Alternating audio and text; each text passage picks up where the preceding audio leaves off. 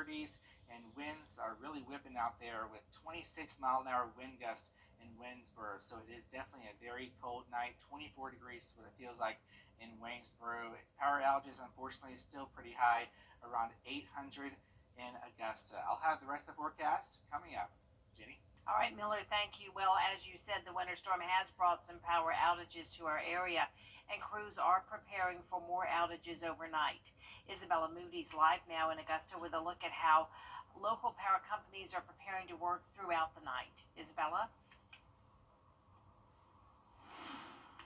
Yes, Jenny. Aiken Electric Cooperative and Georgia Power are working to make sure that your lights stay on and that you stay warm during this winter weather.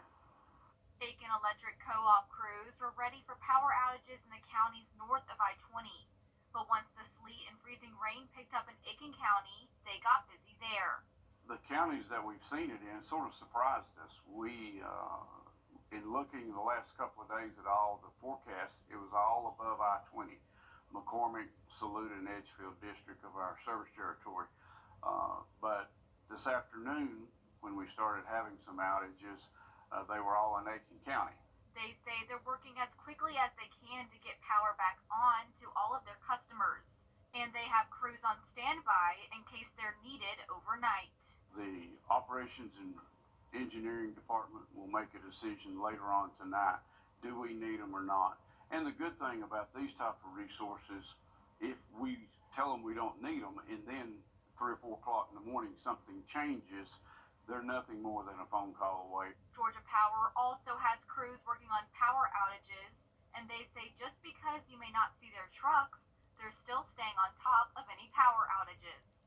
This weather system has not completely moved throughout the state yet. A lot of wintry mix and a lot of freezing rain and things like that are still coming down in a lot of areas. So we kind of have to wait until the system has completely moved, but don't be alarmed because we still are working. We're working from our mobile command centers. We're using our smart grid technology, things like that, to make sure that when outages occur, we're still working remotely to try to get the power restored. In our area, Aiken Electrical Cooperative is seeing around a little under 1,000 customers without power, and Georgia Power is reporting around 3,000 without power. Live in Augusta, Isabella Moody, WJBF News Channel 6. Back to you, Jenny. All right, Isabella, thank you so much. With snow, sleet, and freezing rain, the main concern for truck drivers is the condition of the roads. Some drivers are waiting for the weather to slow down, but since brine trucks have salted the highways over the last couple of days, it's easier to navigate the roads. Because of that, other drivers say it isn't hard for them to drive at all. Truck is truck. It's like, I don't know if they have to make frequent stops. Well, I mean, when traffic is bad, yeah, you just stop and go traffic. But other than that, no, I wouldn't see why. And if you are driving behind a truck, they say make sure you keep a safe distance from them. But those are truckers, and a lot of folks in our area are not used to driving in these dangerous conditions. George Escala has more. Snow on the rooftops looking like a Christmas card, but it was no holiday for drivers on city roadways like the Bobby Jones Expressway. Everybody's driving pretty slow on the highway though. Everybody's going about 30. I'm not used to that. So. On Bobby Jones? Yeah. Driving in Augusta means sometimes encountering steep hills like Windsor Spring Road, where going down was a white-knuckle ride, hoping to get there safe. And coming up the other way, drivers hoping to get to the top without sliding back. Motorists out in these conditions said it was better not to be. It's bad, man. You got to hold it in the road, because if not, I mean, you have a wreck, you got cars stuck everywhere, you know what I mean? So just be safe and drive safe, and if you ain't got to get on the road, stay out the road. The roads were impacted by changing weather. At times there was snow, sleet, and rain, even all three. We asked an out-of-towner how Augusta drivers were handling it. I'm not too sure how Augusta's handling it, but I mean, I'm used to it a little bit, so it's not too bad for me. A little bit of slurry here and there, But the best advice, if you don't have to, don't handle it at all.